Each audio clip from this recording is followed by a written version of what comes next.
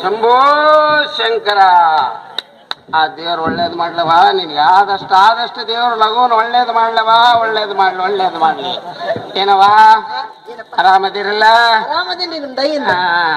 ಎಲ್ಲ ಆರಾಮದಿರ? ಎಲ್ಲರೂ ಆರಾಮದಿವಿ ನೋಡಿ. ಅಲ್ವಾ ಏನ್ ದುಂಡವು ಕಾಣುವಲ್ಲ? ದುಂಡವು ಕಾಣು. ಇದೇ ಈಗ ಹೊರಗೆ ಹೋಗ್ಯಾಡ್ರಿ. ಲಚ್ಚ ಅಸಲ್ ಕಾಣುವಲ್ಲ, ಎಲ್ಲಿ ಹೋಗ್ಯಾನ? ಲಕ್ಷ್ಮಣ ಕೆಲ್ಸದ ಮೇಲೆ ಹೊರಗೆ ಹೋಗ್ಯಾನ. ಯಾಕ್ರಿ ಅಪ್ಪ, ಏನಾದ್ರೂ ಕೆಲಸ ಇತ್ತೇನು? ಏನ್ ಕೆಲಸ ಐತವ? ನಮ್ಮವ್ರವ, ನೀವು ನಮ್ಮವ್ರ, ನಾವ್ ನಿಮ್ಮನ್ನ ಕೇಳ್ಬೇಕಲ್ಲ. ಅದಕ್ಕೆ ಕಾಳಜಿ ಮಾಡ್ತೀರಿ ಎಂದೆ ಪಾಪ. ಅಲ್ಲವ ಏನು ನರ್ಸವ, ನಾನು ಮೊನ್ನೆ ಹೇಳಿದ್ನ ಅದೇ ದುಂಡವನ ವಿಷಯ. ಓಹೋ ಹೌದಲ್ಲ, ಲಕ್ಷ್ಮಾಗಿ ತಿಳಿಸಿದ್ರೆ ಅದಕ್ಕೆ ಸಮಯನೇ ಕೂಡಿ ಬರಲ್ಲ ನೋಡಯ್ಯಪ್ಪ. ಅವನ್ ಲಕ್ಷ್ಮಣ ಮೊದಲೇ ಸಿಟ್ಟಿನವ ಅಂದೆ, ಅದಕ್ಕ ಏನು ಹೇಳ್ಬೇಕನ್ನೋದು ತಿಳಿವಲ್ದು. ಇದಕ್ಕೆ ಅವನು ಒಪ್ಪುತ್ತಾನೋ ಇಲ್ಲ ಎಂಬ ಯೋಚನೆ ಆಗೈತೆ ನೋಡಯ್ಯಪ್ಪ ನನಗ.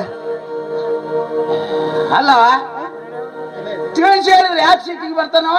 ಮತ್ತೆ ಇದು ದೇವ್ರ ಕೆಲಸ ನೋಡು. ಬೇರೆ ಕೆಲಸ ಏನಾದ್ರ ಆದ್ರೆ ನಾ ಬೇರೆಯವ್ರಿಗೆ ಹೇಳ್ತಿದ್ದ, ತಿಳುವಳಿಕೆ ಇಲ್ದವ್ರಿಗೆ ಹೇಳಕ್ ಬರ್ತಿತ್ತೇನ? ನೀವು ನಮಗೆ ಬೇಕಾದವ್ರು, ಅದಕ್ಕೆ ನಾವು ಮನಸ್ಸಿಗೆ ಹಚ್ಕೊಂಡು ಹೇಳಕೈತಿ, ಹೌದಿಲ್ಲ? ಬೇರೆಯವ್ರಿಗಾದ್ರೆ ನಾವು ಹೇಳೋರಲ್ಲ. ಈಗ ನಾ ಹೇಳಿದ್ದ ನೀ ಅವ್ರಿಗೆ ಹೇಳಿಬಿಡ. ಶಂಭೋ ಶಂಕರ. ಅಲ್ಲಪ್ಪ ಏನಂತ ಹೇಳಿದ್ರಿ? ಹೇಳಿದ್ರಿ ವಿಷಯ ಅದನ್ನ ನೀನು ಅವಾಗಲೇ ಹೇಳಿನಲ್ಲವ. ಹೇಳ್ತೀರಿ ಅಲ್ಲವೇ ನರಸವ, ಯಪ್ಪ ಈಗ ನಾ ಹೇಳಿದ್ನಲ್ಲ ನಿನಗೆ, ಆ ಕೆಲಸ ಮಾಡಿದೆ ಅಂದ್ರೆ ದೇವ್ರು ಒಳ್ಳೇದು ಮಾಡ್ತಾನ. ಹೌದಾ? ಆ ಲಕ್ಕವೇನದಾಳ ನಿನಗೆ ಲೆಕ್ಕ ಇಲ್ದೊಡ್ಡ ಸಂಪತ್ತು ಕೊಡ್ತಾಳೆ ಬೇ. ಹೌದೇನಪ್ಪ? ಮೊನ್ನೆ ಕೇಳಿದ್ದೆ ಈಗ ಏನಂತ? ಆ ಪೂಜಾರಿ ಮೈಯಾಗ ಲಕ್ಕವು ಬಂದು ಹೆಂಗ ಗುಡಿಬಿಟ್ಟದು. ಶಂಭೋ ಶಂಕರ.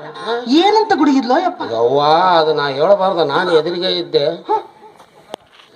ನಿಮಗೆ ಭಕ್ತಿ ಭಾವ ಕಡಿಮೆ ಆಗೈತಲ್ಲೋ, ಪೂಜಾ ಮಾಡಬಲ್ರಲ್ಲೋ, ಕುರಿ ಕಡಿವಲ್ರಿ, ವಾಣ ಕಡಿವಲ್ರಿ, ರಕ್ತ ಕಾರಿಸ್ತೀನಿ, ಏನೇನೋ ಮಾತಾಡಿ ಯವ್ವಾ ಏನದು ನೋಡಿ ನನಗೆ ಅಂಜಿಕ್ ಬಂದ್ಬಿಡ್ತು. ಓಡಿ ಯಪ್ಪ ಆಮೇಲೆ ಊರ್ ಮಾಡೋ ಗೌಡನ್ ಕರೆಸಿದ್ನಂತ.